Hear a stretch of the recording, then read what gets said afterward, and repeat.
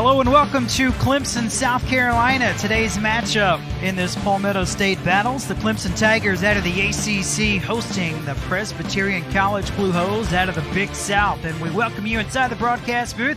Graham Doty, Scott Whitlock, delighted to have you with us. And Scott, two teams kind of in similar situations, off to a good start this year. This should be a fun one. Two teams on the rise. One is building, Clemson, starting from scratch. One is trying to rebuild, Presbyterian. This ought to be a great matchup. It really should. And for Clemson, a bright spot to begin this season for the Tigers. It's the junior out of Swanee, Georgia, Marissa Gumbarda. Found out today she is the ACC Player of the Week. She was remarkable last week. Yeah, her being ACC Player of the Week is no surprise to me. I got to see her play 5 games last week. She was very, very good against Charlotte in a midweek doubleheader and was just absolutely on fire in the conference series against Pitt. She has 11 home runs this season, hit 3 last week against Pitt. What do you think makes her such a special player? She has great eyes and great hands, and they work well together. So as Clemson will be hosting Presbyterian College, we'll take a look at today's lineup 1 through 9 for the Presbyterian College Blue Hose. And first pitch, and we're underway between Clemson and Presbyterian College. Here is the look at the lineup for the Blue Hose. Tweed leading off, followed by Meadows. Meadows leads this lineup in 4 different offensive categories. Cross, an all-conference selection a season ago. You're looking at the head coach now in his second season, in David Williams. And he has done a nice job reviving this Presbyterian program. Really has. Came over to Presbyterian College after spending some time as the head coach at Morehead State. 7 years as the head coach at Morehead State. Yep. Defensively today for Clemson, the outfield, Matamore, Logaleo, Gumbarda. The infield from third to first, Taylor, Goodwin, Pereira. Bonomies at first with JoJo Hyatt behind the plate catching. It's now a 2-2 count on Jaden Tweed. I'll show you a look at today's starting pitcher in the circle momentarily for Clemson. So 2 balls, 2 strikes, the count on Tweed. Swing and a miss. So Cagle, today's starting pitcher for Clemson, retires the first batter that she faces. And Cagle has a very, very good heavy drop ball, and you got to see a little bit of it right there. If she gets that going, she is going to be very, very difficult for the Blue Hose to handle. And Cagle comes in the game with a 2.34 ERA. She's worked 83 innings, the most on the Clemson staff. Only 8-6, but that's a deceiving record. She's played against some very, very good teams. Making her team high 13 start, leads Clemson with strikeouts, leads the Tigers in a lot of categories in the circle and offensively at the plate. Offensively, defense. She's a 5-tool player. She does it all for this team. She's always going to be in the lineup, whether she's in the circle or not. She also plays center field. She is an excellent, excellent player. She's ahead in the count here, 0-2 on Hunter Meadows. Going outside, Meadows swung right over the top of it. Yep.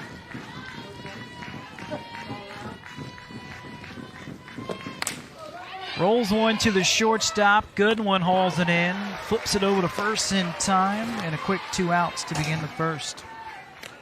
And the Presbyterian program is much, much, much improved, but they're seeing somebody throw the ball probably as hard as anybody they've seen this year so far.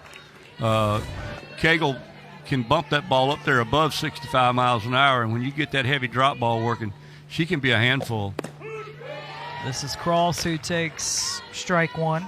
Yep, she's hitting 288 on the year out of Miami, Florida. Made the Big South freshman team a season ago when she led the Blue Hose with 25 RBIs. That's up and outside, 1-1. Yeah, this Presbyterian ball club is just peppered with freshmen and sophomores, and it's just a testament to the good job that Coach Williams is doing in restructuring, rebuilding this lineup. It really has, and they're playing well at the right time. They have won their last 3 games by outscoring their opponents 8-0 in those 3 games. Mm-hmm. Pitching. That has really been the bedrock of their success this year. anytime you don't allow a run, the chances of winning go up. But what a start for Cagle in the circle. She strikes 2 of the first 3 that she faces. Strong start for Valerie Cagle, making her 13th start of the season. Picks up 2 strikeouts. We'll take a look at the Tiger lineup when we return. Today's starting lineup for the Clemson Tigers, and Scott, this is a lineup really led by the 3-4 spot, Cagle and Gombarda. Powerful 3-4 combination there in the lineup. They are definitely the heavy artillery for this lineup. They drive in runs in bunches. They feed off of each other, and they're going to be a tough out for the young pitcher, Jenna Green. Defensively for Presbyterian College, Tweed, Meadows, and Alexis Meadows is in right field. Hyatt at third, Cross, Petty, Whites on the infield as well, with Lath Freeman behind the plate catching. And there's a look at a very good, maybe one of the better freshman pitchers in the country. She already has the single season record for strikeouts for Presbyterian College, and she is only making her 12th start of the season today. That is remarkable. She is 13-1 with a 0. That's a 0.97 ERA. She's worked 101 innings and has 124 strikeouts. The opponents are only hitting 142 against her. I mean, I would love to be her campaign manager for pitcher of the year in that league. No doubt. I said 12 start. It's actually her 15th start of the season. But team highs, and also leads the Big South Conference in innings pitched, strikeouts, ERA, wins, you name it. Yeah, I mean, it's just a outstanding start to a career. Lifted in the air to left. That's over the head of Tweed and bounces at the wall, but getting tripped up at first base, it's Pereira. First base monster gobbled her up, and she has to be content with a single. Good to see her smiling about it, though. I've seen a lot of slow players stretch a double into a single, but this is not the case. Pereira runs very well, and she stumbles as she rounds first base, and she has to scoot back. She's laughing about it. She thought she was going to have her 5th double of the season. Yeah, and she would have had it easily, but you got to stay afoot. First pitch up and outside to Grace Matamore. Junior from Ashburn, Virginia, an Army transfer. Hits 338 on the year. She kind of gets lost in the shuffle with Cagle and Gombarda. She really does. And then you look down, and she leads the ACC in doubles with 10. Here's a throw down a second, and just able to get the right hand on the bag. It's Pereira, a stolen base, the 3rd this season for her. And the umpires are going to get together to see if she didn't slide off of the base. Let's see what we got here. She did come off the bag. Ooh, that was close, wasn't it? I personally think she got back, but it was awful close. It really was. Yep. This is a Clemson team. They will take off every once in a while, Scott. 28 stolen bases now this season. And there's a difference between team speed and a team aggression. And I would describe Clemson as an aggressive team, not a speedy team. And I think they would say that. But they do pick their moments, and they're unafraid to run. 2-1 the count on Matamore. Very patient hitter. Leads this Clemson team with walks as she swats that foul. 2-2. I've pointed this out in other broadcasts, but if you'll watch Matamore, she employs a split hand grip. Her hands are not bumping up against one another. She's got about a 1/2 to 3/4 of an inch space between her hands on the bat barrel. And what does that do? That gives her better bat control, is the theory there.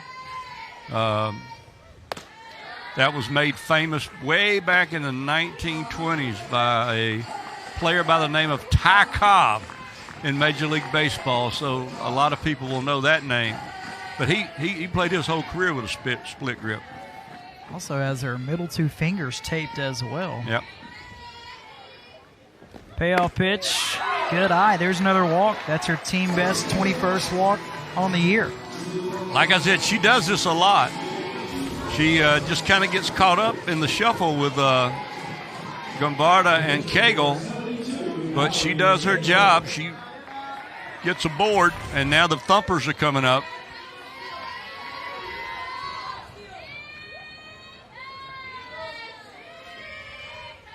Valerie Cagle, a freshman, been an RBI machine this year. She has. Struggled a little bit in the pitch series. I thought she was pressing, trying a little bit too hard. But when she's relaxed and she's in place within herself, she hits it as good as anybody. That's upstairs, 1-1. So Cagle, even as a freshman, she's already been the ACC Player of the Week already a couple times. February 18th and then March the 3rd. So we've played 6 weeks of college softball in 2020, and 3 out of the 6 weeks, as Cagle files that back, 3 of the 6 weeks, a Clemson Tiger's been Player of the Week. That's pretty good. Yeah, not too bad for a first-year program. That's not bad at all. 1-2 the count on Cagle. There's a picture of Johnny Ballgame out there coaching third base, John Rittman. Very fine head coach of the Clemson Tigers. Here's a flare, foul territory, giving it a chase and out of the reach of Hyatt's. So new life here for Cagle. Yeah, she just got enough of it and hit it just far enough to extend the at-bat. She's very pensive right now, is the word I would use in the batter's box. All it'll take, though, is one good rip, and she'll be right back on the beam. 1-2 it stays on Cagle.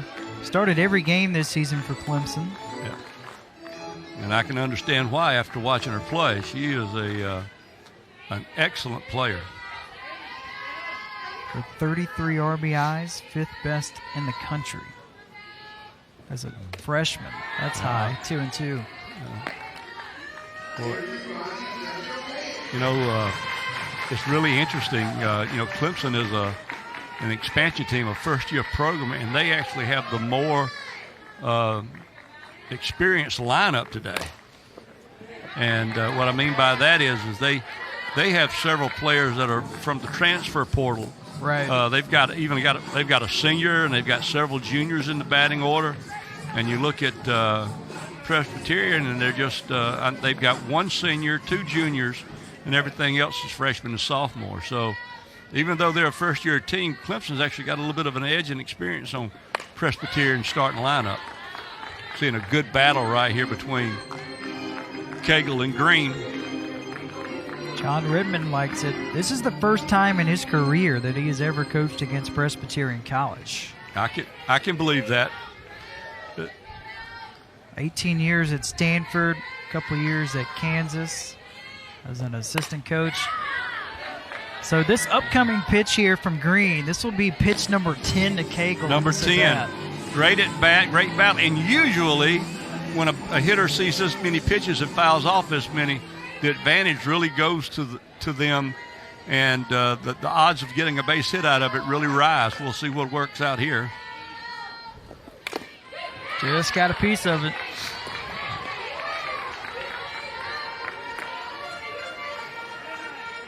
Going to number 11 now.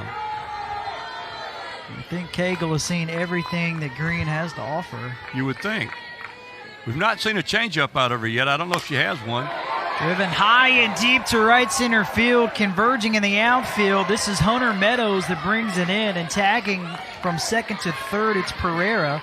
Staying put at first, it's Matamora. And that ball was driven to the deep part of the ballpark. The wind blowing in from right to left. And I think that might have kept the ball in the ballpark because the center fielder was able to track it down. Meadows got over there and got under it. But on the play, Pereira tagged up and moved to third. So you've got runners at first and third now, Graham. Clemson trying to take advantage of it, but you are right. The wind is howling in towards, the third base dugout right now. Mm-hmm. Going very hard. First pitch outside on Gumbarda. I don't mind that as long as it doesn't blow in toward the third base side press box. That's where we are. If it does happen, you have to catch it, okay?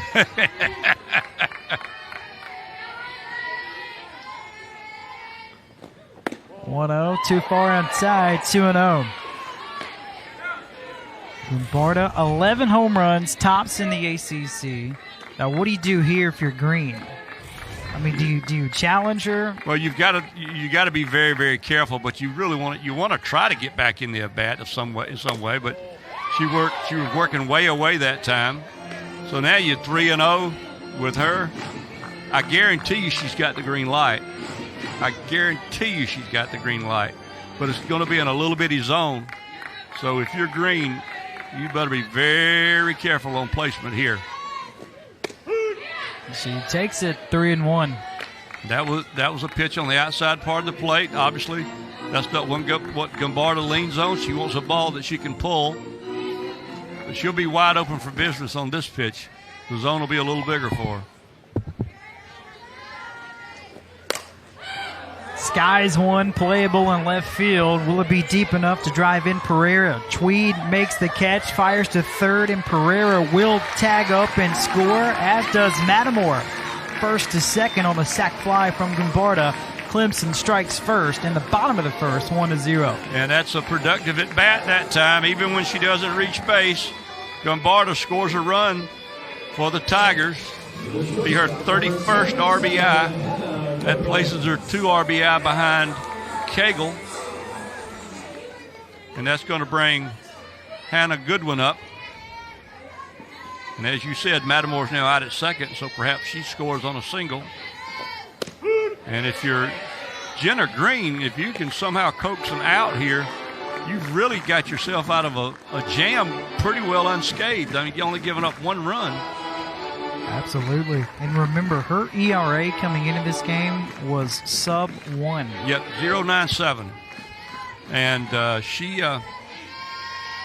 got to keep it, Presbyterian in the game, because Presbyterian does not score buckets of runs like the Clemson program has done at times this year. Yeah, coming into this weekend, Presbyterian College averaging 4 runs a game. Look out, if you're the home plate umpire there, that was close. That came through and said hello, didn't it? Swing and a miss. First punch out of the game for Jenna Green. So Green, a lot of strikeouts this season, most in single-season program history, records her first of the afternoon, but Clemson on the board after 1-0. Welcome back to Clemson, top of the second. Tigers lead the Blue Hose 1-0. First ever meeting between these two in-state teams, located just 75 miles apart. It's about a 90-minute trip from Clemson, South Carolina, over to Clinton, South Carolina. And it's about the same amount of time from Clinton to Clemson. Is that how that works? That's how it works, yeah. You can fool me on lots of things, but you're not going to fight me on mathematics. I'm telling you that now. So here is the catcher, Lath Freeman, leading off for Presbyterian College. By the way, that run for Clemson in the first, that is the first run that Presbyterian College has allowed since March the 6th, which was this past Friday, when they lost to North Dakota State just 1-0. Right. That's how well they have been pitching it. Their pitching is keeping them in ball games and leading them to wins. And that's why it was very important for Clemson to score there. And it was also, I feel like, just as important for Green to get out of that with just only 1 run scored, because that could have been worse. 2-1 the count on Freeman, who has started every game this season, the freshman out of Spartanburg, South Carolina.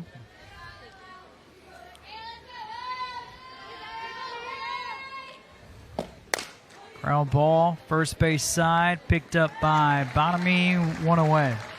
Yeah. Slow roller to Bonamy. She did a good job not getting anxious. A lot of times those will handcuff you. But she fielded it with no problem. Let's bring up Courtney White. So coming into this year, Presbyterian College, they were picked dead last in the Big South, 9th. And they have already surpassed their win totals from the previous 2 seasons. Added together. Right. 2 years ago, this is a Presbyterian College program that went 4-42. That's what David Williams inherited. Yes, he inherited a 4-42 program, and went 11-40 last year. As you see, an easy grounder back to Cagle for the first out. No problems for Bonamy. We have seen Cagle defend her position very, very well so far this year, and she does it again.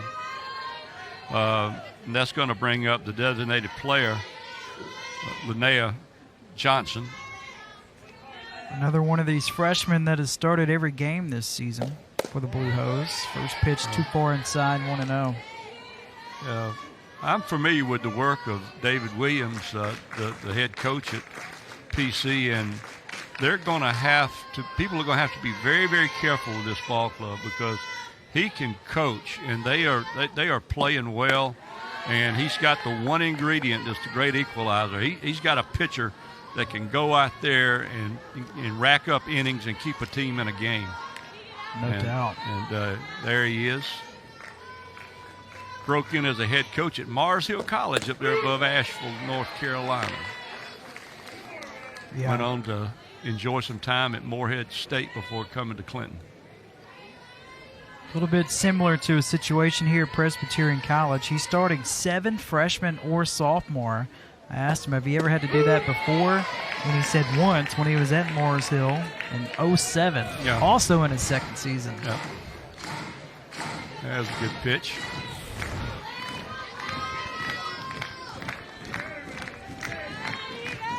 Two balls, 2 strikes on Johnson. That misses. Full count. Graham, I believe if you were to ask either one of these head coaches, John Rittman at 18-8 or Coach Williams at 16-7, if you would have given them these 2 records without playing a game, I believe they would have taken it back in February. Absolutely. Dead last in the Big South and already 16-7, and then a Clemson team coming into this year, first year ever, picked 10th in the ACC, and the Tigers with a 5-1 record in the conference. And listen, there's going to be ups and downs for both of these programs as they find their way and they learn and establish themselves. But fans for both teams should really feel good about the future. Presbyterian College, they're going to open up conference play this coming weekend. They're going to take on USC Upstate, and then Clemson is about to hit the road. Yeah. They're going to come down I-85 to Atlanta and play Georgia Tech 3 this weekend. And Presbyterian will have their hands full when they face the Spartans of USC Upstate, because that's a very well-coached ball club. 3 balls, 2 strikes to Johnson, 2 outs, base is empty.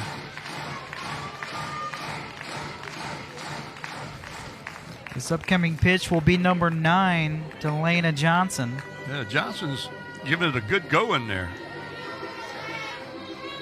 Has to be frustrating, though, as the pitcher, right? Oh, man, yeah, you make pitch after pitch. That was a good pitch. How'd she foul that off? That's a good – what have I got to do to get rid of this person? And payoff pitch, soft ground ball to the third baseman. Taylor fires it over in time, and Valerie Cagle has faced 6 batters, and she has retired all 6. Tigers in front 1-0 as we cruise to the bottom of the second at Clemson.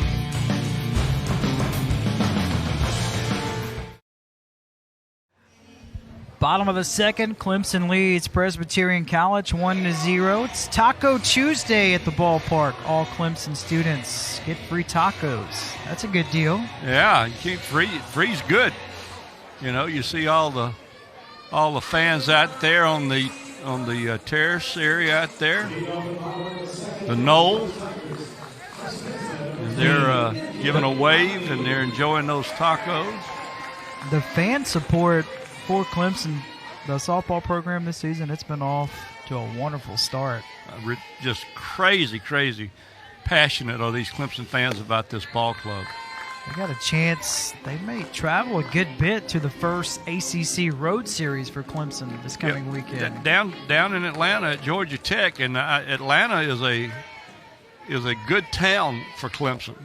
There's a lot of alum down that way, and I wouldn't be surprised if they don't have a good showing of fan support down there this weekend. Here's the senior M.K. Bonamy leading off. 6, 7, 8 batters lined up here for the Tigers. Now back 1 and 2. Bonamy started every game this season with a Notre Dame transfer. And I think she is the lone senior, if I'm not mistaken. You are correct. And she's been a very stabilizing element in the clubhouse for John Rittman.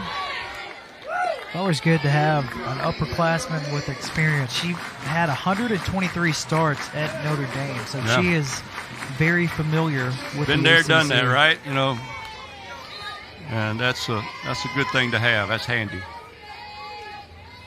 2 balls, 2 strikes. Fly ball drifting out of play.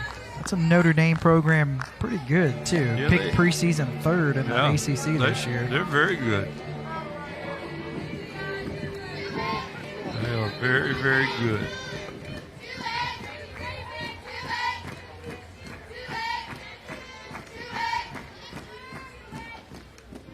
Green deals 2-2. That's high. Last thing you want to do is lead off an inning with a walk. You don't want to. No free passes, no free bases. That's been something that the Clemson program has been harping on as late. Their coaches are really, really wanting to do away with those. Foul back, full count. It remains on Bonamy. If you talk to John Rittman and pitching coach Kyle Jamison, they'll both tell you, you know, the walks, the hit batsmen, the wild pitches have all seemed to come back and haunt the Tigers, and that's something they want to improve on. And I'm sure there's no different in the Presbyterian dugout. And you know but their pitcher is showing a lot of consistency. I mean, she's almost got a 3-to-1 strikeout to walk ratio. She's struck out 124. She's walked 145, but has only thrown 2 wild pitches all year. And in the sport of softball, that's pretty good. Two wild pitches and over 100 innings of work. As a true freshman, too. Yes. This will be the 10th pitch in the at-bat coming up to Bonamy. I feel like we've said that a lot. This is at least the 3rd time that the pitch count's gone 9 or higher in the game. And Green will like a new softball. Yeah. She throws it overhanded pretty good, too. She zipped that thing in there.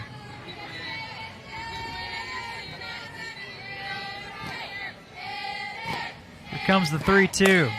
Line drive, hit directly at Kylie Cross. 1 away.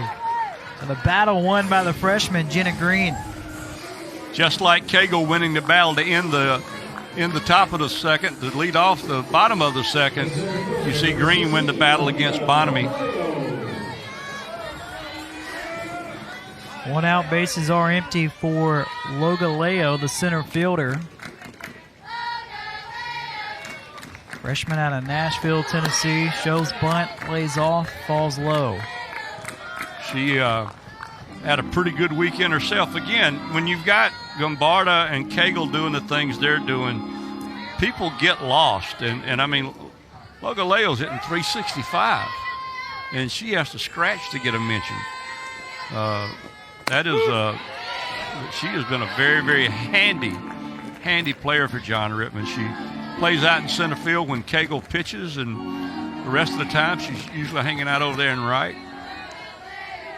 It's a very good problem for Coach Rittman to have. Yes, it is. Swing and a miss at a rise ball. And that was a good rise ball. See, that thing just jumped up there, and there was not a lot that she could do about it.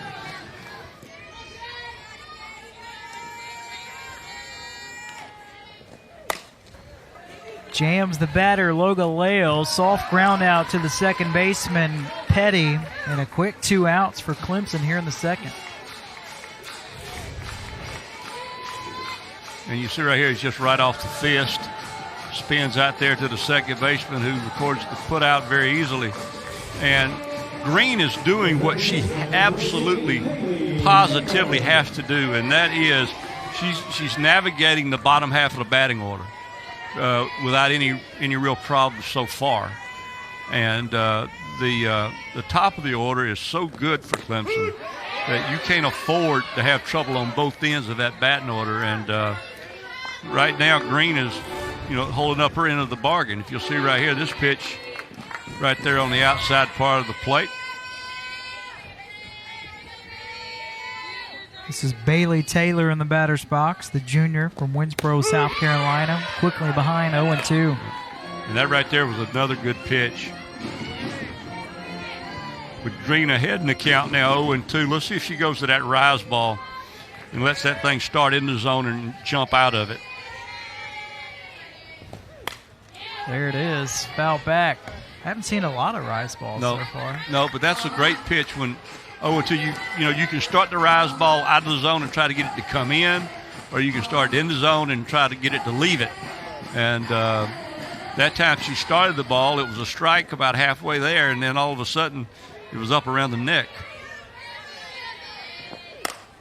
This ball lifted high, deep down the left field line. It's over the fence, but it's in foul territory. Yeah, the wind blew it out. The wind blew it out, but it blew it foul. See that? Look at there. That ball's up. It didn't look like it was going to leave the ballpark when it was hit, but the wind blew it out, but it also blew it foul. There's a very good breeze blowing from what we will call right center field to the left, toward the left field corner. So the freshman Green this season has only surrendered 3 home runs. Yeah. About 5 more feet to the right, that would have been another one. That's outside, 1-2 on Taylor. So Green, she's from Hamlet, North Carolina. She went to Marlboro Academy, where she won a 2A state championship. There you go. Well, winning's a habit, and she's a winner. She comes from a winning program, and she's accustomed to it. And sometimes that makes a big difference. One hopper to the shortstop, Cross with a strong throw over to first to retire Taylor as Clemson goes down in order 1, 2, 3 for the first time today. And after 2, Clemson 1, Presbyterian College 0.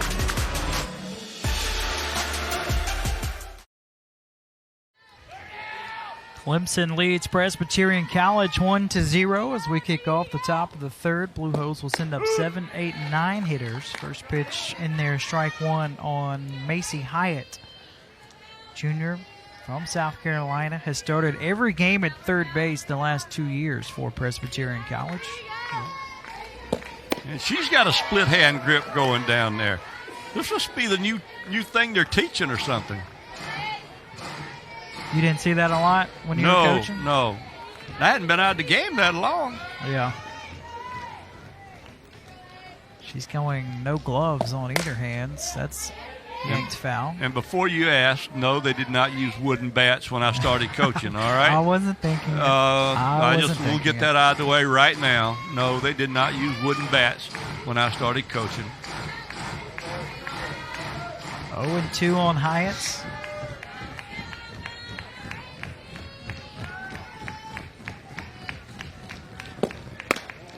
I don't believe there's any relation between Macy Hyatt and JoJo Hyatt, the very fine catcher for the Clemson Tigers.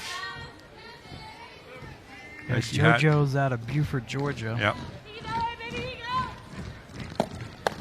Swing and a miss. There's the third strikeout for Cagle.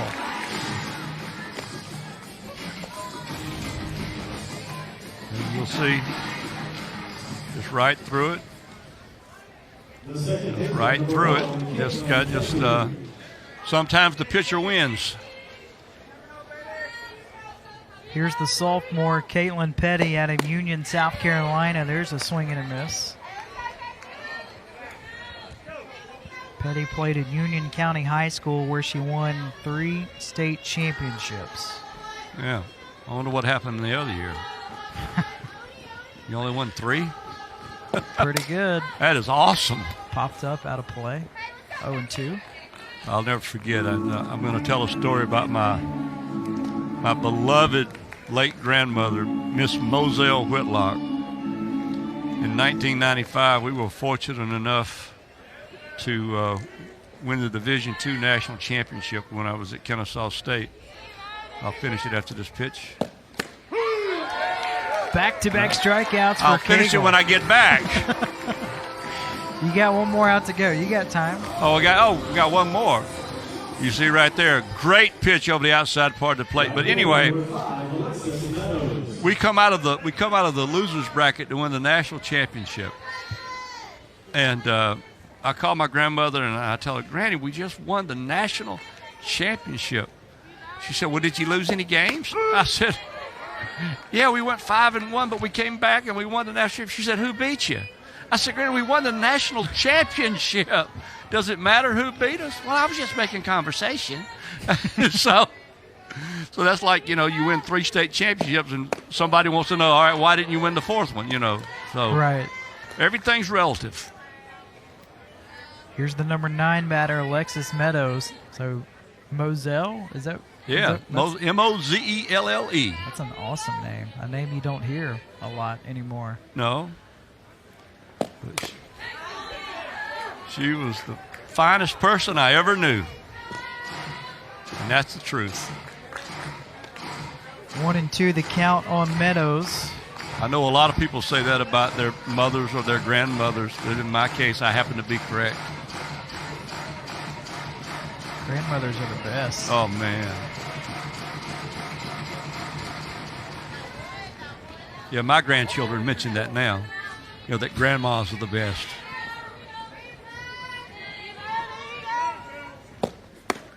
Swing and a miss. So Cagle strikes out the side in the top of the 3rd.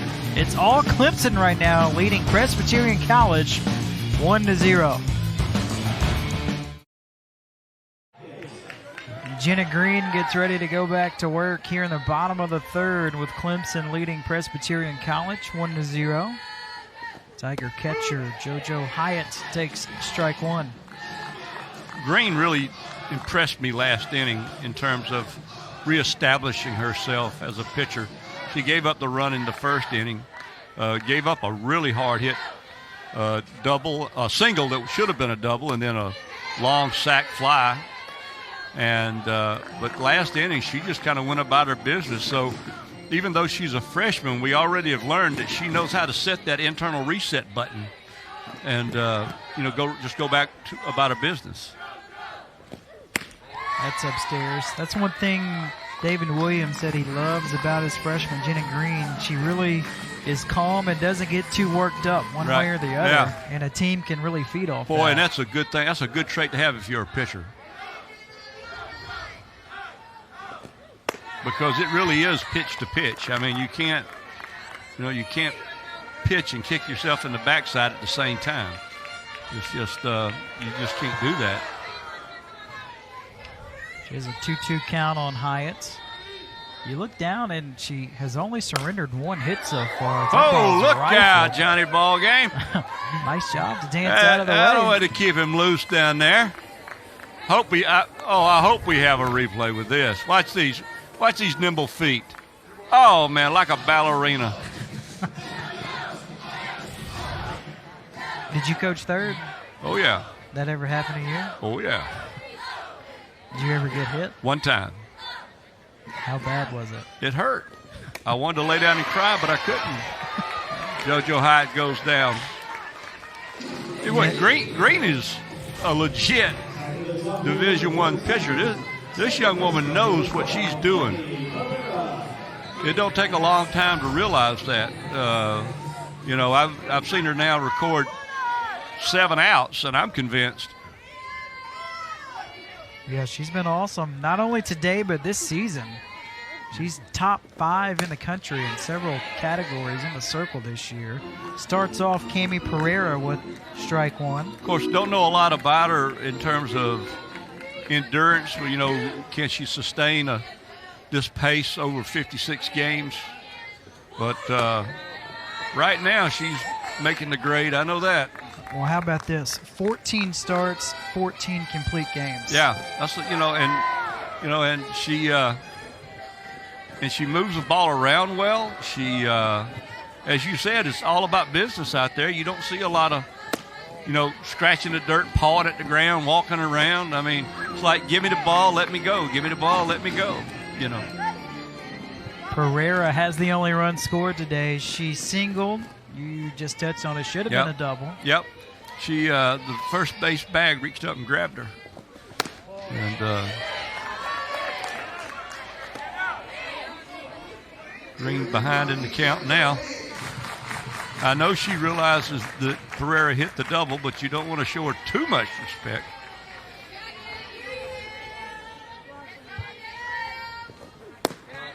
That's low for ball 4. Second walk allowed from Green today. She nibbled that time. During that entire at bat, you could see she was nibbling. They just, as low as she could get, and trying to get as low as she could get on the plate. I mean, that's what the art of pitching is hitting your spots and your changing speeds and everything. But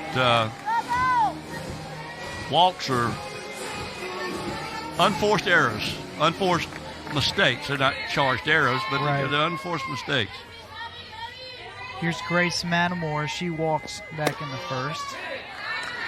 Matamore has the best set of eyes on the team, maybe. She leads the team in walks. I know that. You mentioned that earlier. Yeah, 21 of them. Yeah. Also second most in the ACC. Yep. She just kind of goes about her business. That's fouled off the nets. And as we talked about, with Cagle and Gombarda receiving a bulk of the attention, players like Matamore and Bottomay and Logaleo, Goodwin, they just kind of go about their business.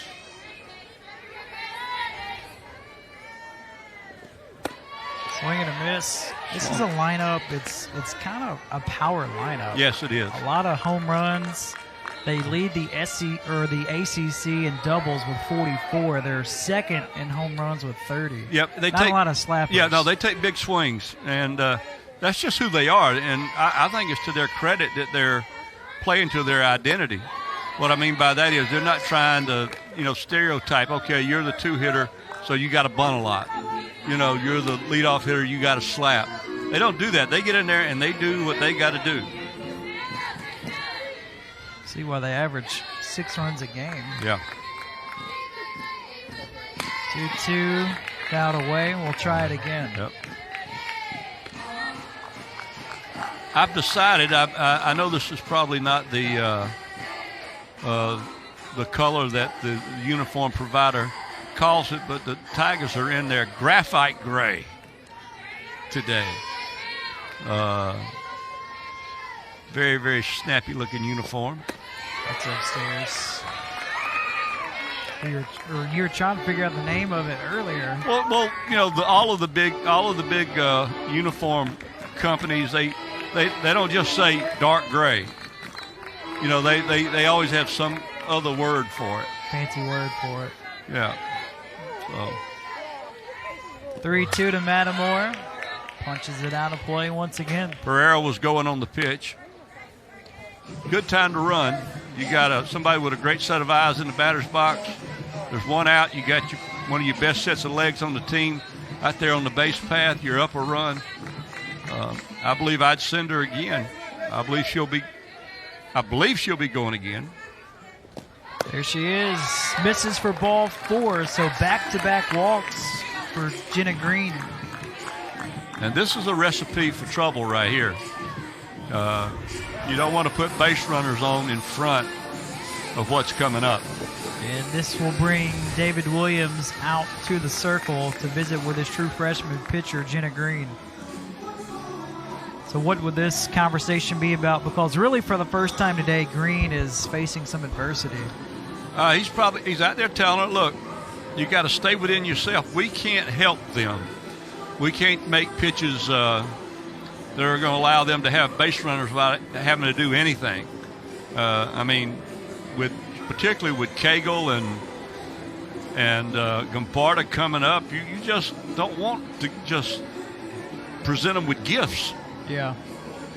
You want to make them earn everything they got and get.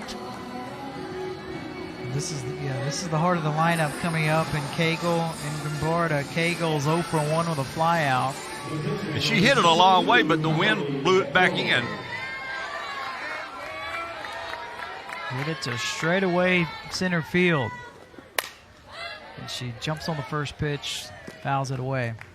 That's actually a good sign. As I talked about in her first at bat, I thought she was pressing a bit over the weekend, but she still remains aggressive and really going at it. And I know that's what John Rittman wants her to do.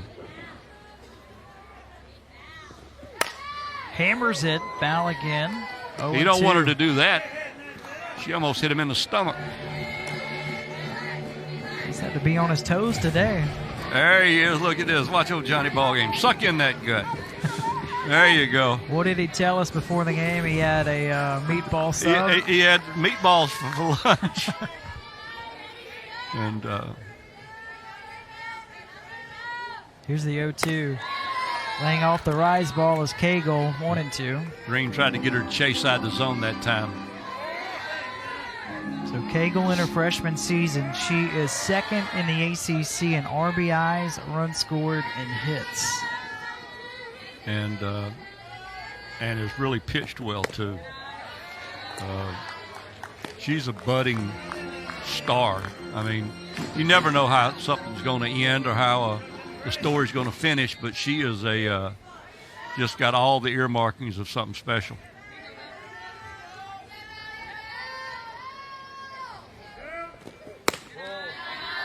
Good eye, full count. So control issues, that has not been a problem this season for Jenna Green. And right now she's on the verge of walking the bases loaded. And she needs to trust her stuff. Payoff pitch, foul away. Let's try it again. I really believe that Green is, you can't try to be too fine with your pitches. You've got to trust your stuff. I mean, don't get obsessed with making the perfect pitch. Just make a bunch of good pitches. This ball is destroyed deep down the left field line, and it is gone. And that ball was tattooed. You saw that right there. That was about a 240-foot line drive by Valerie Cagle, and the Clemson Tigers jump out now 4-0 on this Presbyterian ball club. 10th home run of the season for the freshman Valerie Cagle. Look at this. Opposite field line drive, an absolute bomb. And it was just hit on a line. And that's what Cagle does. She can use the entire ballpark. And when a hitter is in the zone, if they're hitting the ball to the opposite field, they become very, very dangerous. It's now a 4-0 lead for Clemson, as Presbyterian College did not surrender a run in their last 3 games coming into this one. And it's not going to get any easier with Marissa Gombarda at the plate. No, it's not. She got the sacrifice fly back in the first to drive in the game's first run.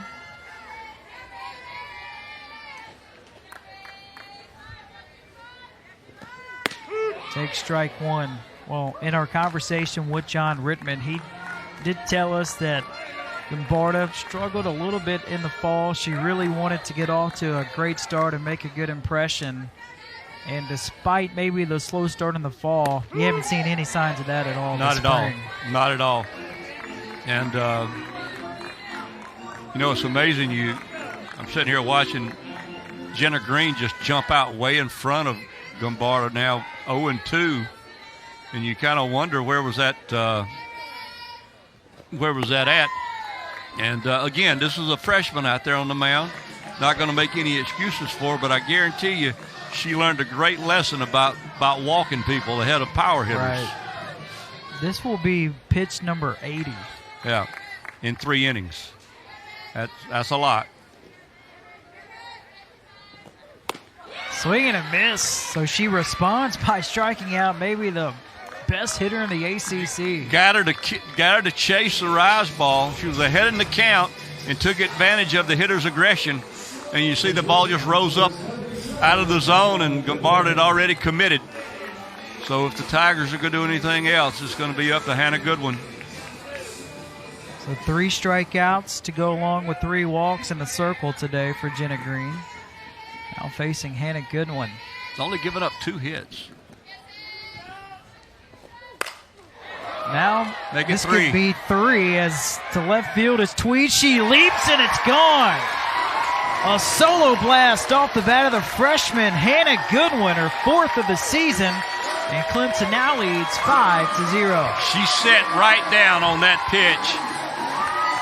She realized that Green had been working to get ahead early in the count, and she looked like she just picked out herself a zone and just went at it. That ball was left up over the strike zone, and Hannah Goodwin participated when that ball was thrown, and she hit it out of here.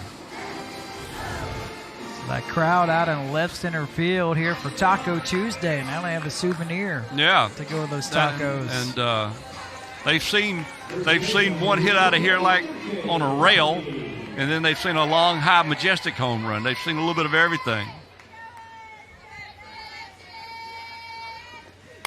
Here is MK Bonamy. So how dominant has Jenna Green been this season coming into this game? 3 home runs surrendered in 14 starts coming into this one. And she's given up 2 this inning.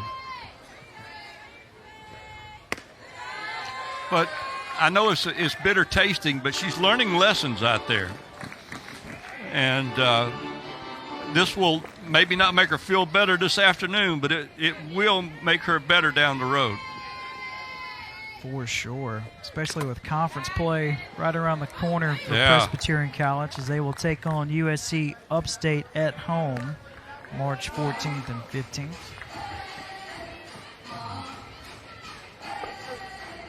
Nine teams play softball in the Big South. Longwood was picked to win the conference. Coached by Kathy Riley, a veteran head coach.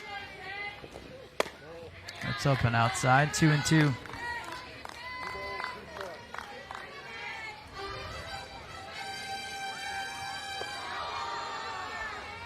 Again, we talked about Bonamy early, senior on the roster. Provides good leadership. He gets jammed here and will pop out to the catcher, Freeman, for out number 3. So we'll step aside. When we come back, we'll be joined by the Clemson Tiger head coach, John Ridman. 5-run lead for Clemson. Top of the 4th, Clemson leads Presbyterian College 5-0. Now joined by Clemson Tiger head coach John Ridman. And Coach, what were your thoughts about that last half inning? That had to be fun, right, with the 2 home runs to create the separation? No question. It's fun to watch our team hit. You know, we have kids that can spray it all over the field. We got kids that can definitely hit the home runs. And, you know, she's done a pretty good job. We just cashed in on some timely hits and put a couple of runs on the board with the home runs and the sac fly. What are your impressions so far of your starting pitcher today in Cagle? She struck out the side last inning. Yeah, she looks really comfortable today. I think, you know, the biggest thing is she's got some rhythm out there. She's not trying to overthrow, and when she doesn't overthrow, her ball really breaks, and she makes it real tough on hitters. You know, she's got the velocity, and today the off-speed's working a little bit, so it's going to be tough to hit her. What's the biggest thing you want to see the rest of the way? Just consistency with our bats, and definitely just make the routine plays defensively, and for Valerie to continue to pound the strike zone, carve up that strike zone. That is Clemson Tiger head coach John Ridman. Coach, thanks for the time. Enjoy the rest of the game. Hey, thanks, guys.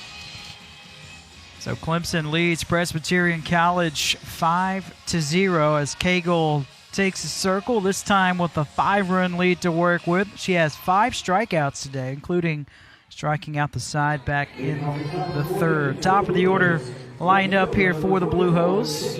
Jaden Tweed 0 for 1 with a strikeout.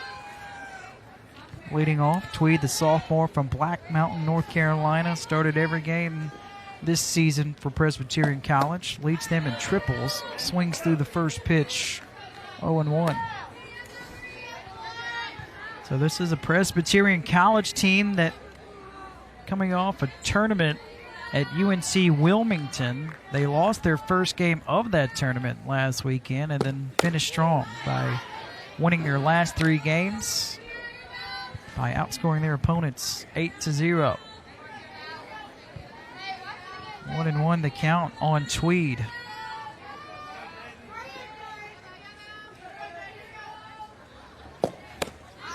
miss. 1-2.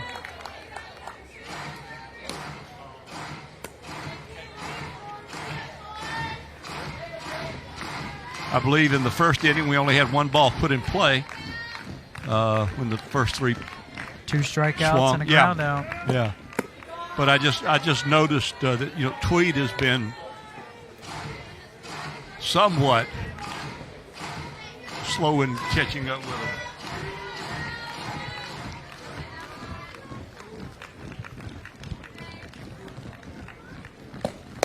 Swing and a miss. So she strikes out for the second time, and now Valerie Cagle is up to 6 Ks. Yep, she's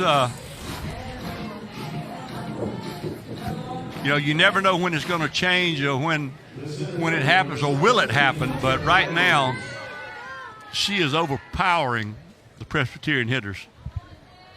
So what can they do to make adjustments, if anything? They got to get quicker. Here's a base hit. There's an excellent base hit by the slap hitter Hunter Meadows. Bounced the ball over the head of M.K. Bottomy at first base. Cami Pereira did a great job of knocking this ball down and maybe preventing a double. She keeps it in the infield, but nonetheless, that's the first hit for the Blue Hose, and brings up Kylie Cross with Meadows out there at first base.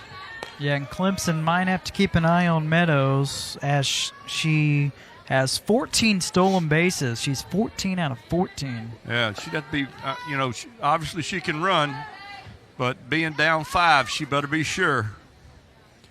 Because base runners, she's the first base runner of the ball game for Presbyterian, and it's so funny. We've talked about the outstanding freshman for Presbyterian is throwing today, Jenna Green, but we got to remember that Valerie Cagle is only a freshman as well out there in the mound for the Tigers, and she's followed behind 2-0 after giving up the hit. The runner is going. Throw down by the catcher, Hyatt. It's not in time. So 15 out of 15 in stolen bases this season for Meadows. And not a bad throw at all from JoJo Hyatt. She just got a great jump and just took that base. Executed perfectly. There's a strike delivered in. It's 2-2 on Cross. If you're Cagle, what you got to do is just forget about Meadows. I mean, you've got 5 runs to work with. You've got you got 4 innings of work. That's 12 outs to record. Just go ahead and go out there and do your business. Cross now with a 3-2 count. She spent her first semester of her freshman season at Georgia Southern and then decided she wanted to transfer to Presbyterian College. Never played a game for the Eagles as she swings through that pitch. 7 strikeouts now for Cagle. She kind of walks away just talking to herself does Koss. That's going to bring up Freeman, the catcher. Yeah, Leigh Freeman takes strike 1 out of Dorman High School in Spartanburg, South Carolina. Yep. 0 for 1 with a ground out.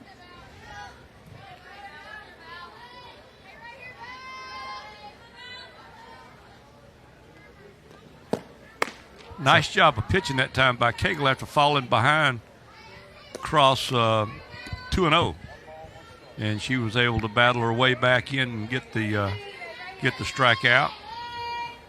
Now I know if you're Coach David Williams, you'd love any type of base hit from Freeman to have a chance to score.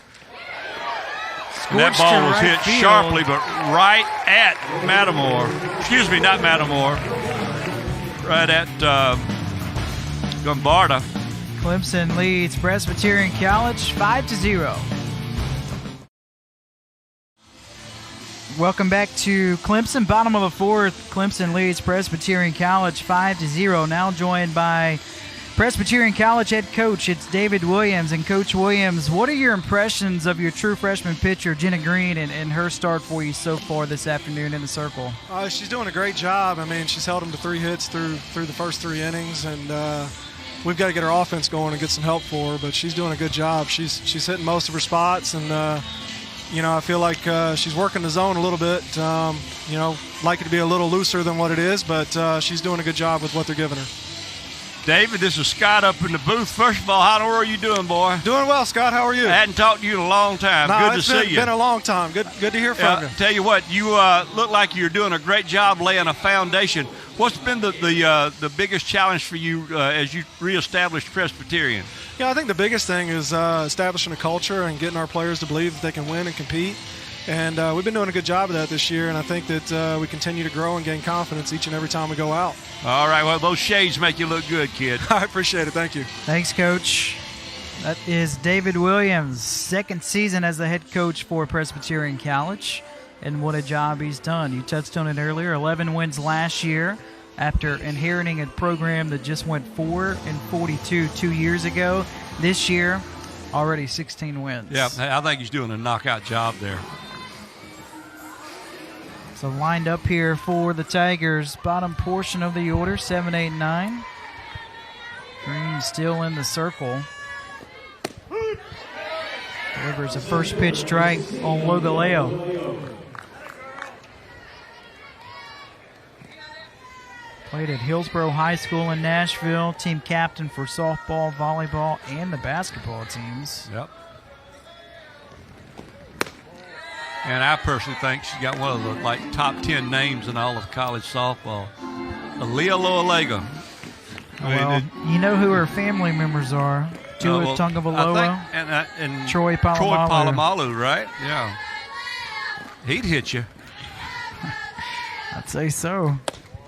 New Hall of Famer. Hall of Famer, NFL with the Pittsburgh Steelers. I think played the position of safety.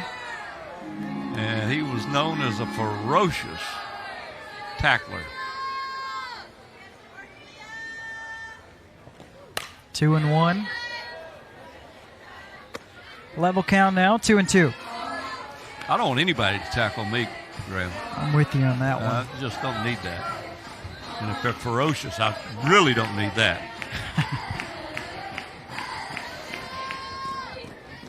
You've already laid out one being hit once in the third base box, one time too many. Yeah. As this is popped out to the third baseman Hyatt to begin the fourth. Yep, lifted nice and high. Looks like we're going to have a pinch hitter here. Stepping in for Bailey Taylor is going to be.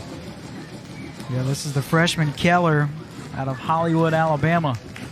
Stole my thunder, yeah. and Keller comes in and with a batting average of 0.00, 0 for 3 on the young year. I know she'd like to do something about it. She said hey to her briefly today before the game. She was out there propped up in the dugout trying to get ready to play, and I'm sure she's happy to have a chance right here.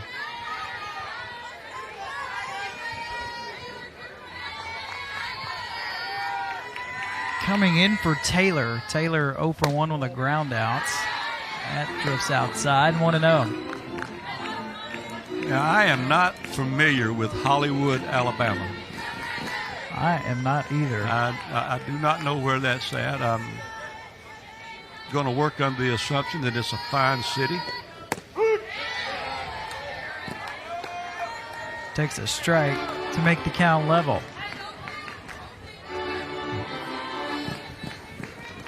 She's a tall, rangy hitter. All right, here's what you need to know about Hollywood, Alabama. All right. It's less than an hour from Huntsville, close to the Tennessee state line.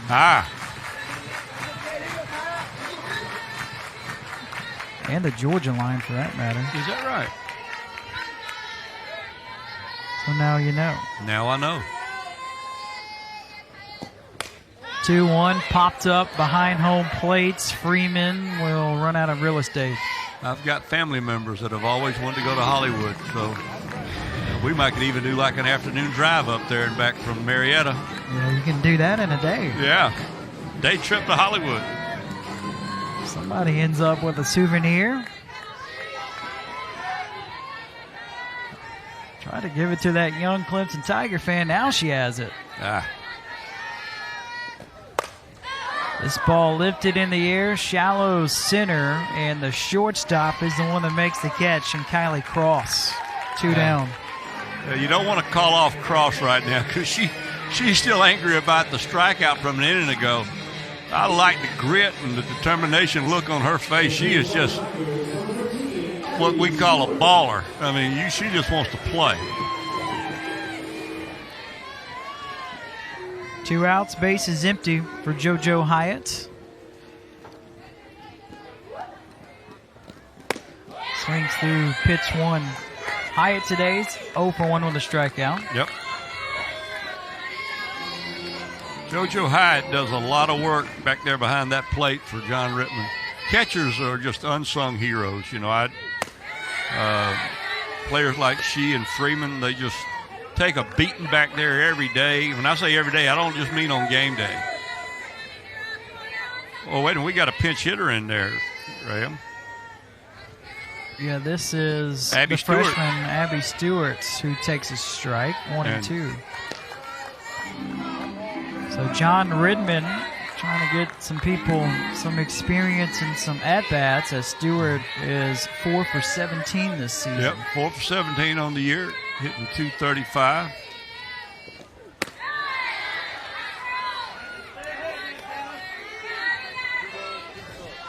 Got caught flat-footed on that one. We got 13 facing 13. And we'll have Friday the 13th this week. Here's the 2-2. That's Are you outside. superstitious? Not really, but I'm guessing you were since you played baseball. Well, I don't like to think of it as superstitious. I was just careful. I didn't mess around with stuff. I mean, I just didn't, you know. You sit where you're supposed to sit, and you wear the proper socks that you're supposed to wear and things like that. We don't have any trouble, you know. But did you have the same routine? yeah. Again, I was not superstitious, but I just didn't mess with it. Gotcha. So I was very, let's say, creature of habit when I played and coached. Swing and a miss. Another strikeout for Jenna Green. She's up to 4 this afternoon as Clemson goes down 1-2-3 for the second time today. And after 4, it's a 5-run lead for the Tigers.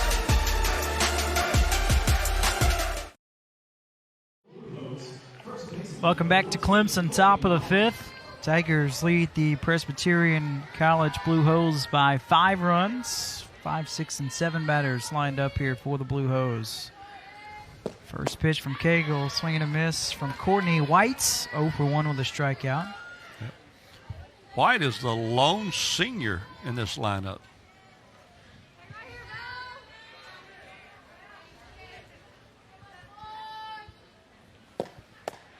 Swing and a miss, strike 2. Both teams sporting 1 senior apiece in their batting order today. Which is good news for both of these head coaches moving forward with the success they have each had so far. The big difference is that Presbyterian has 3 additional seniors in their dugout. The Tigers have none. If you look at the reserve players for the Tigers, there's a lot of freshmen scattered in there and 1 sophomore. Now, they do have a senior, Ainsley Gilstrap, who's out for the year. She had a medical situation back in the fall. So I was not counting her among the players because she's inactive. That was a tough loss, too. First team ASUN selection. Led the ASUN with 42 stolen bases.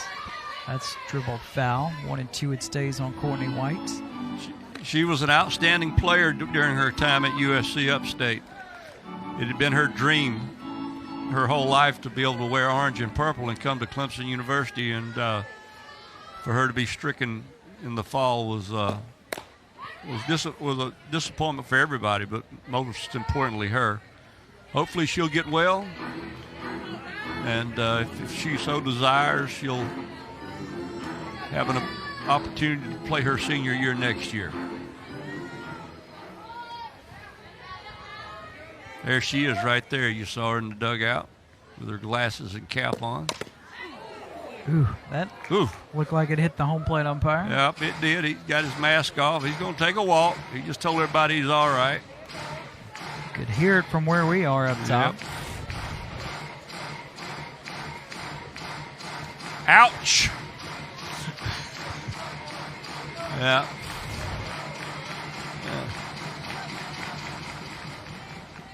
Tough cookie, though. You couldn't tell he got hit. Keeping it together. It's got a 1-2 count.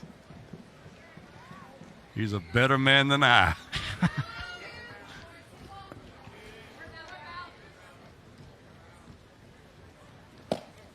Swing and a miss. Another strikeout for Cagle. She's been remarkable today. That's 8. Woof. Right there and right there. Cagle gave up the big hop slap single back in the 4th, and that has been just about it for the offensive Presbyterian. Lena Johnson steps in. Takes strike 1. So Presbyterian College, they're wearing their red jerseys today. Didn't really get a look at the blue jerseys for the Blue Hose. They were initially called the Blue Stockings because of the blue socks. That was right around the early 1900s.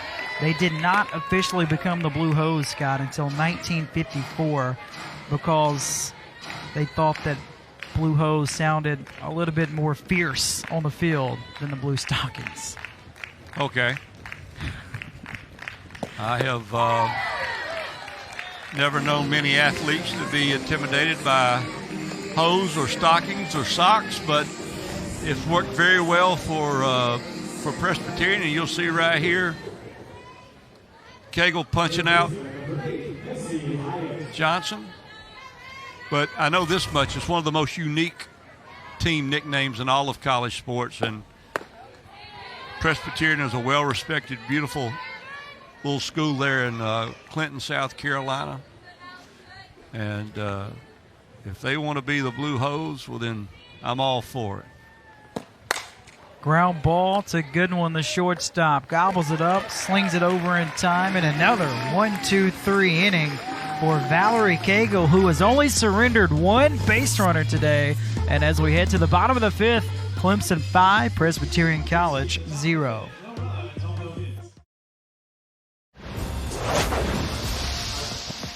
Big inning for the Tigers. It was the bottom of the 3rd, a 3-run moonshot off the bat of Valerie Cagle over the left field wall, her 10th home run of the season. And then later in the frame, Hannah Goodwin gets in on the action, a solo shot over the left field wall. Just got it across for her 4th home run of the season. And the big news in that was there were 2 walks out there ahead of Cagle before she swung, and now the Tigers are in a great spot because they are 16-0 when they've scored 5 or more runs in the season. Say that's pretty good, wouldn't you? Yeah, I mean 16-0, that's pretty good, you know. But you got to score. You got to score those 5. So Clemson will be sending the top of the lineup here in the 5th. Cami Pereira's reached twice. Single walk, 2-run scored, and a stolen base. So she's done a little bit of everything today. Yes, she has. And she's done a solid job at the top of the order this year for Clemson. She's not really, a prototypical leadoff hitter. She's a very good one. She's got an on-base percentage of .337, but she likes to swing the bat. She gets her swings in. And, some people would say, well, you got a leadoff hitter out there that struck out, 19 times in 26 games, and you want your leadoff hitter to be kind of a contact-type player. But that's not what John Rippman's looking at all from Pereira. They want her to take her swings as she hits a easy routine ground ball out to the first baseman there for the first out. White covers it nicely and just steps on the bag, and that's going to bring up Matamore. who has walked twice today with a run scored. Yes, she has. So Jenna Green, she's been pretty sharp today. The only hiccup really was that third inning. You know, the thing that would trouble me if I were her is not the 2 home runs. Every once in a while, somebody's going to get a hold of one. But putting those 2 walks on in front of Cagle, I think that was a learning opportunity for her, because I do think it had something to do with what took place the remainder of the inning. And if she can take anything from it, she should know that right there is just poison. I mean, when you walk people in front of the meat of their run producers, you just can't do that no matter who you're playing. She has a bright future though, for Presbyterian College. Oh, already single season strikeout record. How do you do that in a third of a year? Yeah, 14 starts does it. This ball is popped up on the infield right side. Petty underneath it, and a quick 2 outs for Clemson. So Clemson only has 3 hits, and now Green has found her rhythm a little bit as she has retired the last 6 in a row. Yep. All three hits for Clemson were hit obviously very hard. 2 of them went out of the ballpark. The other one was a should-be double, but the base runner stumbled rounding first and had to get back to the base. But other than, those little blips and those 2 walks, Green has been every bit the match for Cagle. This is Cagle in the batter's box. What do you think makes a good 2-way player like Cagle? Athletic ability. There's nothing that replaces that. I mean, you can have good heart, you can have good grit, you can have a tremendous work ethic, you can make yourself a better player, certainly. But if you're going to be a star 2-way player, you got to have some athleticism somewhere in your soul. I'd say Cagle certainly has that. Started every game this season. She definitely qualifies.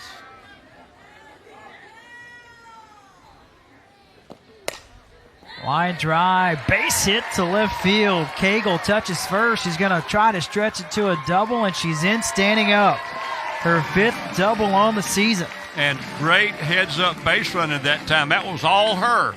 She saw that ball spin away from the left fielder. You see it was just kind of a little soft liner to left, and it spun away from her. She saw it, and she never hesitated. She was thinking 2 bases from the time she picked up the ball, and she went in there standing. And I think now what you're going to see is a pinch runner for Cagle. No, I don't think well, let's see here. Coach Rittman's up to something. It looks like a pinch runner will indeed come in. They're putting that oven mitt on. Yep. Looks like Shannon. It's Carly Shannon going in to run for Cagle. And Shannon, we know how fast she is. She leads Clemson in stolen bases this season with 9. Yeah. Shannon, the freshman out of Chester, South Carolina, making her first appearance today. With Gombarda at the plate, looking for her first base hit.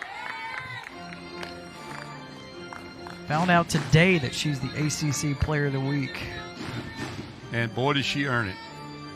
She was as hot as you can ever want to see somebody last week.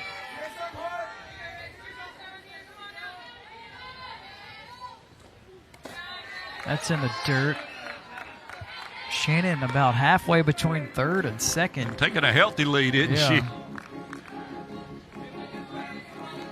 So Gombarda with those 11 home runs. You see Shannon on second. She's currently tied with Caroline Jacobson of Duke for most in the conference. This ball is hit a mile in the air. Well, running is one of your specialties if you have a running glove.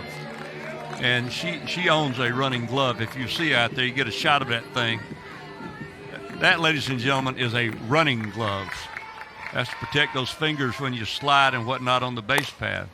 Ground ball up the middle, cross gloves and fires. And there's out number 3 as Clemson leaves Shannon stranded on base. And after 5 completes, Tigers lead the Blue Hose 5-0.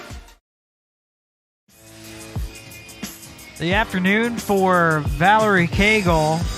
up to 9 strikeouts. She has been fantastic. She's only allowed 1 base runner. Yep. And she's got them talking to themselves and just totally frustrated. See, Cross right there, just very angry about the swing she just took. Yeah, it's been that kind of a day at the plate for Presbyterian College. What do you think makes Valerie Cagle such a good pitcher? Well, she can throw the up pitch, but she has a very, very, very good drop ball.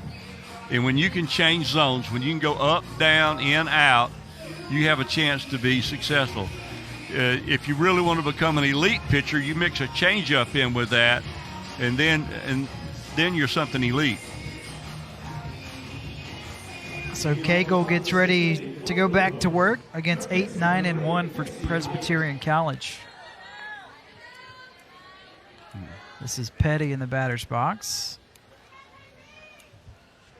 Petty 0 for 1. This is only the second time through the order for the Blue Hose. Cagle is kind of, I think, faced maybe 1 above the minimum. The chopper single. Yeah, that was in the 4th. That's it. So what can you do if you're a team when you're running into a pitcher like Cagle? You just got to do what you do. And, I mean, try to take good swings. Don't chase pitches. See if you can make her work as much as she can. But you know, when you're dealing the cards out there on the mound, you're totally in control of everything, and the offense best they can do right now is just hang on.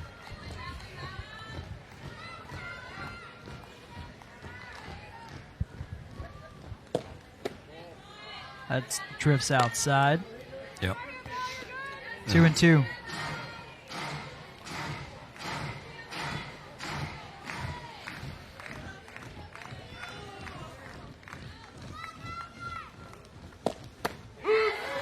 Strike 3 called. Cagle up to 10 strikeouts.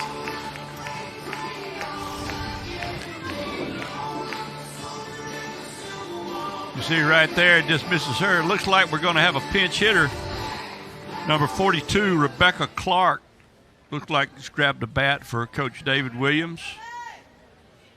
Clark's hitting .222 on the year, 2 for 9. Scored a run. Got 1 RBI. Her job is just try to figure some way to get on base, figure something out up there. She'll stand in there and hit for Meadows. Yeah, David Williams just trying to find an answer. Strike 1 delivered into Clark. Clark's out of Evans, Georgia, which that's a suburb of Augusta,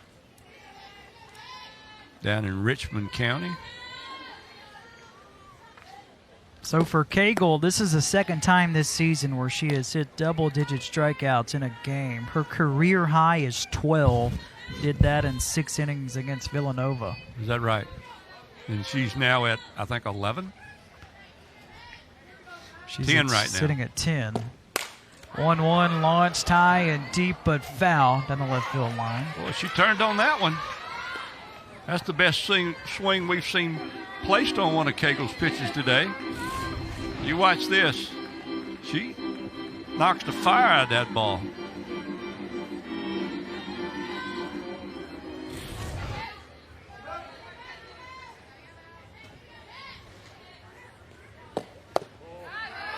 A little bit low, 2-2. Yeah, try to get her to chase that down pitch.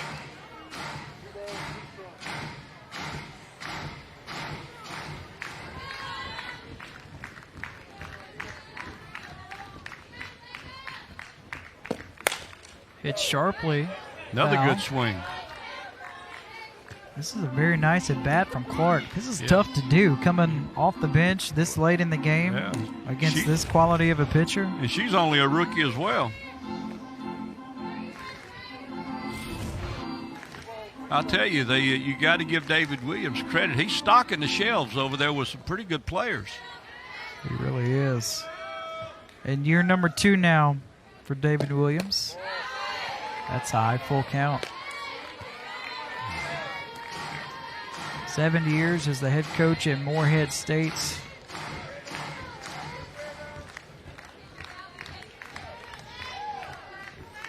he is. I knew David Williams before he could grow a beard as Clark draws a walk. First walk that Cagle has allowed today. That's the second base runner for the game for Presbyterian College. Yeah, there you see Cagle missed down in the zone. And what you're going to see is Meadows re-enter the game now to run the bases. Pretty good. Get up and draw a walk, touch first base, come back in, call it a day. That's easy money right there. It really is. That's a re-entered situation out there at first base. For those of you who joined us late, Alexis Meadows was the starting right fielder of the ball game. Went 0 for 1, was pinch hit for by Clark. Top of the order now for the Blue Hose. Here's Tweed. And take strike one. Tweed did not look good in her first two plate appearances. Struck out both times and almost looked overmatched. 262 hitter, you see. See what adjustments she's made now, making her third plate appearance. Chops it off home plate, strike two.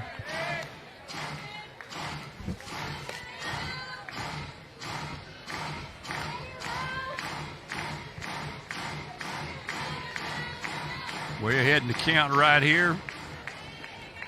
I think you're going to see something either way up or way down. That was way down. And the runner breaks for second, getting there easily. It's Clark.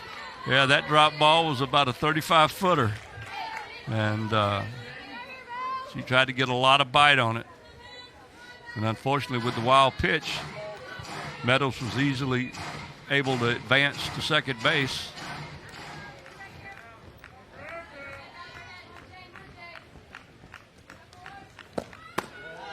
Up and outside, 2-2. I think you're going to see Cagle now just come with her best pitch. I think you're going to see something, maybe starts out about it to waste and goes down. She had the missed pitch, and then now she missed just away on that one. Oh, went with the rise ball. What do I know? It'll be interesting to see what she's comfortable with throwing with a full count. She's maybe showing a little bit of fatigue out there. She threw a lot this past weekend. Yeah, quick turnaround as well. Yeah, only 1 day rest. 3-2, check swing, and it's called strike three. Home plate umpire rings up Tweed, who goes down on strikes for the third time today.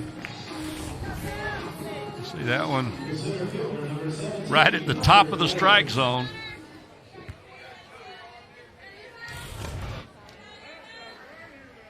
So 2 outs and a runner on second. Hunter Meadows with a chance to drive in her sister.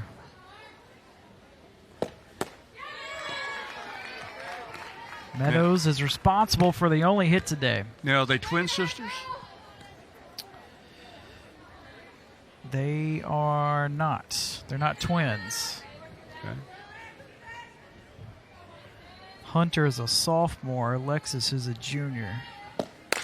Chopper up the middle, ranging to the right. This is Pereira. Pereira goes to third, and they got Meadows in a jam. The catcher, Stewart, to third, and Goodwin tracks her down and applies a tag for the third and final out. It's been that kind of a day for Presbyterian College. And as we move to the bottom of the sixth, Clemson with a 5-run lead. Bottom of the sixth, Clemson with a 5-run lead over Presbyterian College. Taco Tuesday at the ballpark. All Clemson undergrads with free tacos, and we get them up in the booth as Scott's already digging in. How are they? Good. We very much appreciate the tacos on Taco Tuesday. 2 thumbs up, says Scott.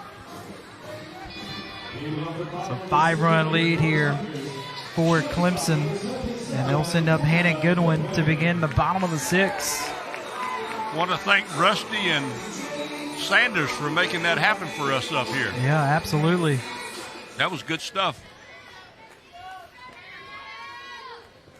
Goodwin with a solo home run last time she was up. Take strike one.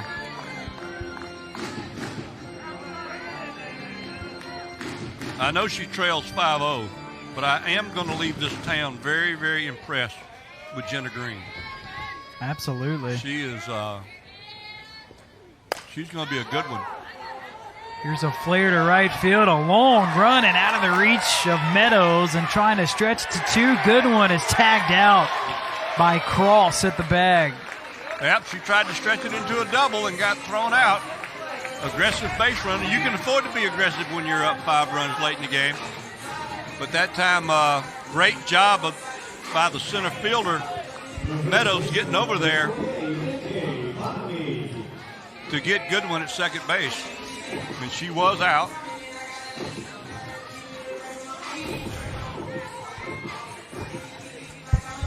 Nice throw, nice tag.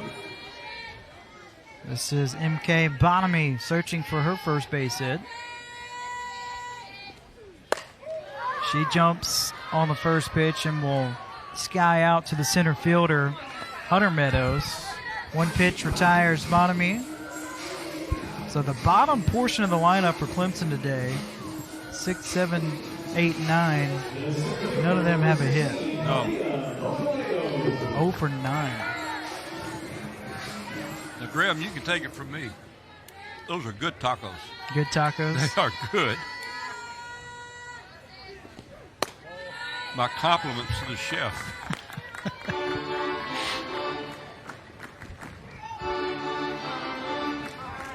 Here's Logaleo. Tell our listeners, as John Rittman talks with Logaleo, our listeners don't know the sophisticated conversations that we have in between innings. Sometimes, and my very fine play-by-play partner basically challenged me to eat a taco. And here we are. Mission here accomplished. We are again, and we really enjoyed it and appreciate it. He's one taco down already. Yeah, but I had to eat it because I was challenged. And we're back on it. It's been a lot of fun working with you as usual. Likewise. Having a good time. Sandra Sullivan, our producer, and all of our camera crew is outstanding.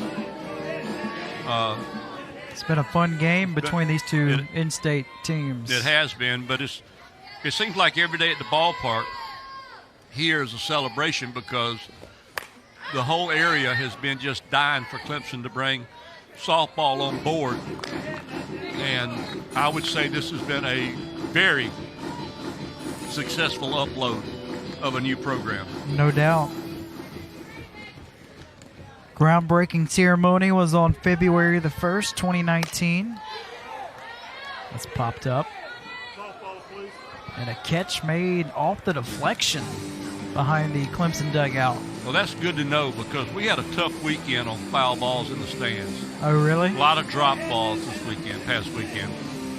So that was going to be a point of emphasis for the fans this week, was to make better plays. It was a good weekend last week to be at the ballpark. It was. Weather-wise. It sure was.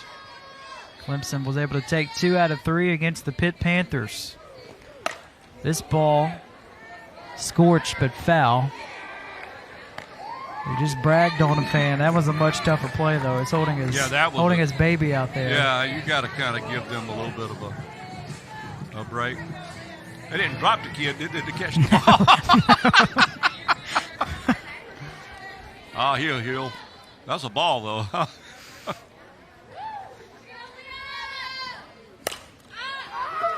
Pop up right side. This is Petty in foul territory. Brings it in for the final outs of the inning. So only 3 batters to the plate for Clemson in the 6th. Presbyterian College down to their final 3 outs when we return. Top of the 7th, Clemson leading by 5 runs. We need to give a big shout out to our crew today. That's Zach operating the camera behind home plates.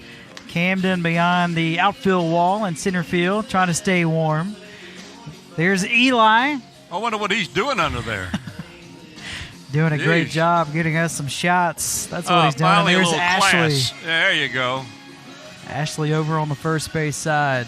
I thought Zach was way too happy. Having a good time. Got a new pitcher on the mound. Here's the freshman, Emma Whitfield, trying to wrap things up for Clemson. And Emma Whitfield did a great job this weekend in relief for John Rittman. She comes into the game with a 3.45 ERA and a 3-0 record.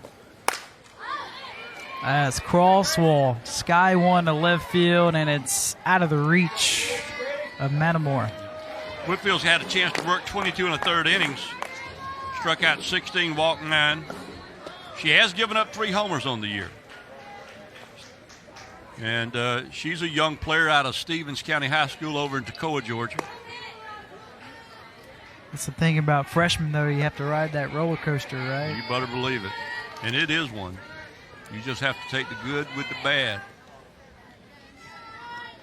1-1 the count on Cross.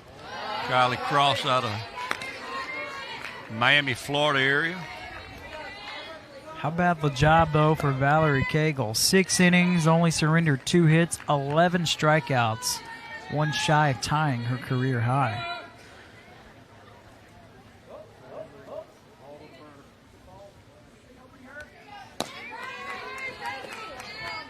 Yeah, time was called, so it's 2-1. Whitfield. 3-1. That was an illegal pitch called on Whitfield. Ah. She stopped in the motion, so count goes to 3-1. Whitfield last through just 2 days ago against Pitt. That's high for ball 4. Not the way you want to start if you're Emma Whitfield. I understand exactly what John Rittman's doing. Cagle worked a lot last week, and she was showing just a little bit of fatigue. I saw her shaking her arm out a great deal in between pitches in the 5th and 6th inning. So Coach Rittman is trying to see right here. This was a pitch where, uh-oh. Well, no, that's the ball. Yep. Never know what caused that. She could have not had the right grip or just had a hang-up. Freeman swats it back, 1-1. No matter what it was, Cross is out there at first base. Cagle, by the way, Scott, threw 87 pitches, 59 went for strikes. That's a good way to live, hammering the strike zone.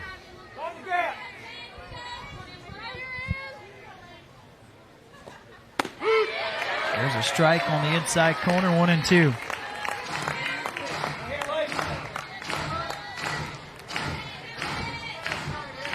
Blue Hose today, only 2 base runners, a single and a walk. Popped up, left side, giving it a chase. Good one. Ends up in the dugout of Presbyterian College. Yes, it did. It just flew right on and fell. The wind, it's made somewhat of an impact today. It's been howling in towards that dugout on the third base side. 1-2, ripped but foul.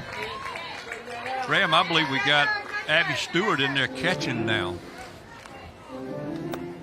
Yeah, she didn't start the game. JoJo Hyatt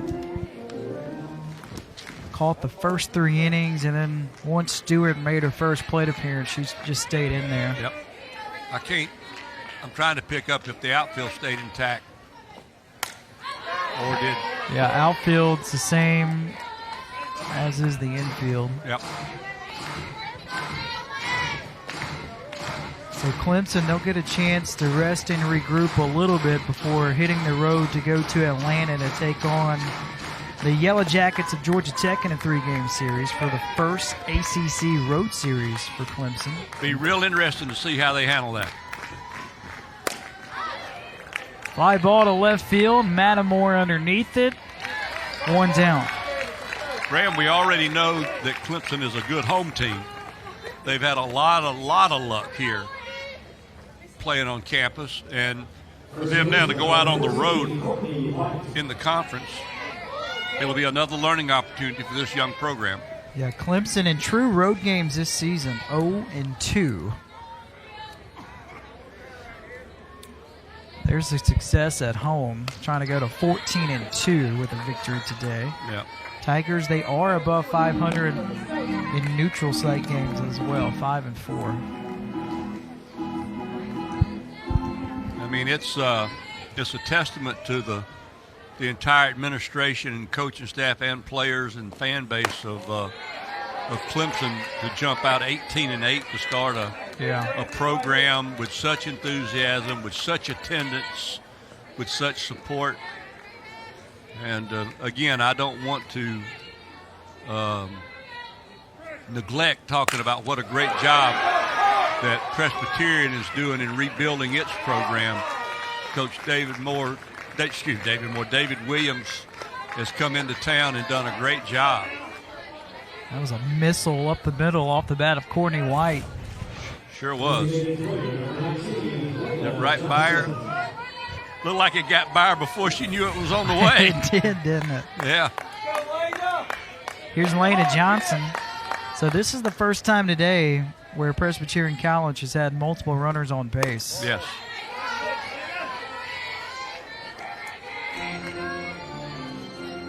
Johnson 0 for 2, ground out, strikeout. What do you think makes a team have success on the road? Like, what do you have to do? I think a lot of times it's experience of doing it.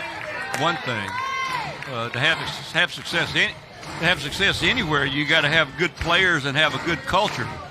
I think that Clemson can maybe check those, but the experience of playing on the road. Now, the good thing is they have been to a couple of tournaments and played on the road some this year.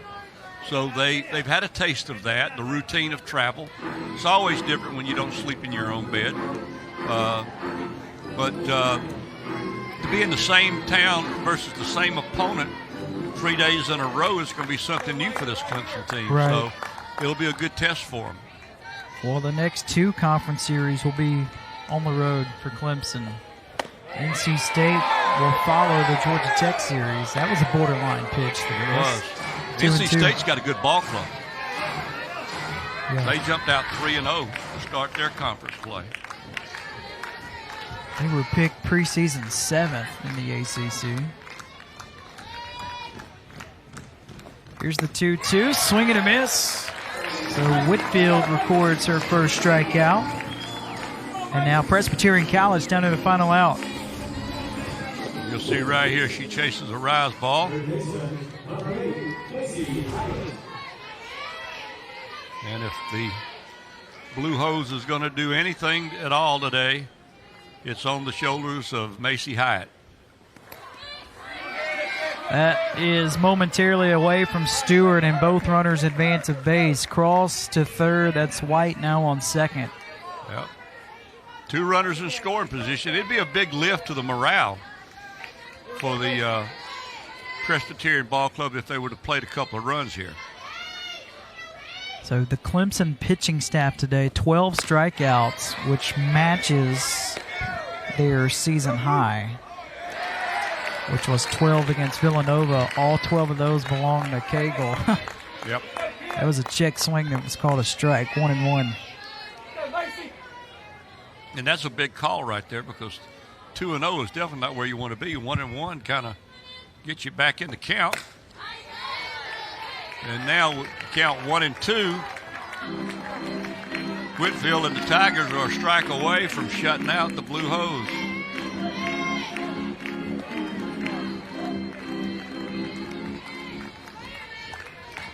Clemson one shutout this season. That was against Western Carolina. That was the no-hit game. Pulled foul 1-2. That's Those way were back in February, wasn't it? First 2 games Ever played ever. here. Yeah.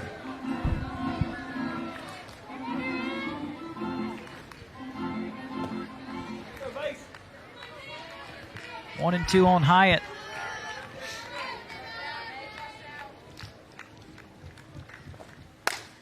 Fly ball, right side, merging over. That's Pereira makes the catch in foul territory for the third and final out. So Clemson does it. They knock off Presbyterian College 5-0. Now the Tigers have won 11 out of their last 12. Biggest takeaway from today's game, Scott, is what? Learning opportunities for both ball clubs. Clemson took another step forward, defending the home turf, getting the shutout. Presbyterian, a team that's trying to rebuild, came in here and they acquitted themselves very, very well against an ACC program. I think that the 2 home runs obviously were the difference in the afternoon, but both teams are going to be approaching conference play this weekend. I think feeling pretty good about themselves. Absolutely. So for Scott Whitlock and for the rest of our fantastic crew, I'm Graham Doty signing off from Clemson, South Carolina, as the Tigers knock off Presbyterian College in the first ever meeting between the two programs, 5-0.